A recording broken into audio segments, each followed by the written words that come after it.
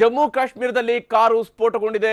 CRPF bus ಬಳಿ car ಸ್ಫೋಟಗೊಂಡಿದ್ದು Jammu ಹೆದ್ದಾರಿಯಲ್ಲಿ ಈ ಘಟನೆ ನಡೆದಿದೆ. ಸ್ಫೋಟದ ತೀವ್ರತೆಗೆ ಸಿಆರ್ಪಿಎಫ್ ಬಸ್ನ ಹಿಂಭಾಗಕ್ಕೆ ಹಾನಿ ಉಂಟಾಗಿದೆ. ಕಾರ್ನಲ್ಲಿದ್ದ ಸಿಲಿಂಡರ್ ಸ್ಫೋಟವಾಗಿರುವಂತಹ ಶಂಕೆ ವ್ಯಕ್ತವಾಗ್ತಾ ಇದೆ. ಉಗ್ರರು ದಾಳಿ ನಡೆಸಿಲ್ಲ ಅನ್ನೋ ಬಗ್ಗೆ ಪ್ರಾಥಮಿಕ ಮಾಹಿತಿ ಲಭ್ಯವಾಗ್ತಾ ಇದೆ. ಘಟನೆಯ ಬಗ್ಗೆ ಪೊಲೀಸರು ತನಿಖೆಯನ್ನು ಆರಂಭಿಸಿದ್ದಾರೆ. ಯಾವ ರೀತಿಯಲ್ಲಿ ಕಾರು ನಲ್ಲಿರುವಂತಹ ಸಿಲಿಂಡರ್ ಸ್ಫೋಟಗೊಂಡ ಪರಿಣಾಮವಾಗಿಯೇ ಈ ಘಟನೆ ನಡೆದಿರೋದಾ ಅಥವಾ ಬೇರೆ ಏನಾದರೂ ಆಗಿದೆಯಾ ಅನ್ನೋದರ ಬಗ್ಗೆಯೂ ಕೂಡ ಪೊಲೀಸರು ಈಗಾಗಲೇ ತನಿಖೆಯನ್ನ ನಡೆಸ್ತಾ ಇದ್ದಾರೆ. ಕಾರಿನಲ್ಲಿ ಸಿಲಿಂಡರ್ ಸ್ಫೋಟಗೊಂಡಿದೆ. ಇದರ ಪರಿಣಾಮವಾಗಿ ಸಿಆರ್ಪಿಎಫ್ ಬಸ್ನ ಹಿಂಭಾಗ ಜಖಂಗೊಂಡಿರ್ತಕ್ಕಂತಹ ಘಟನೆಯೂ ಕೂಡ ನಡೆದಿದೆ. ಸ್ಫೋಟದ ತೀವ್ರತೆಗೆ ಸಿಆರ್ಪಿಎಫ್ನ ವಾಹನಕ್ಕೂ ಕೂಡ ಹಾನಿಯಾಗಿದೆ, ಬಸ್ಗೂ ಕೂಡ ಹಾನಿಯಾಗಿದೆ.